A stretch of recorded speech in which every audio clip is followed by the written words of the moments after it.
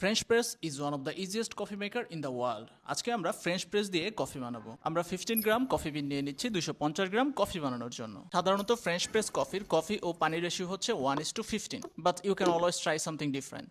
আর French press কফির জন্য grind size অবশ্যই কোর্স গ্রাইন্ড হতে হবে এবং পুরনো গ্রাউন্ড কফি ইউজ না করে ফ্রেশলি গ্রাউন্ড কফি ইউজ করার ট্রাই করবে। হালকা গরম পানি দিয়ে ফ্রেঞ্চ প্রেসটি প্রিহিট করে আমরা কফি গ্রাউন্ডগুলো দিয়ে দিচ্ছি।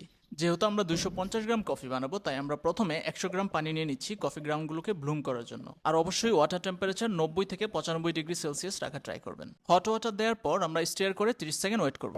তারপর আমরা বাকি 150 গ্রাম পানি দিয়ে দিব। যদি আপনার বাসায় থার্মোমিটার সহ কেটেল না থাকে, তাহলে আপনি রেগুলার হট ওয়াটার ইউজ করতে পারেন এবং টাইম ক্যালকুলেট করার জন্য ফোনের টাইমার ইউজ করতে পারেন। হট ওয়াটার দেওয়ার পর আমরা হালকা স্টিয়ার করে ফ্রেঞ্চ প্রেসটি প্লাঞ্জার দিয়ে ক্লোজ করে দিব এবং 5 থেকে 6 মিনিট ওয়েট করব।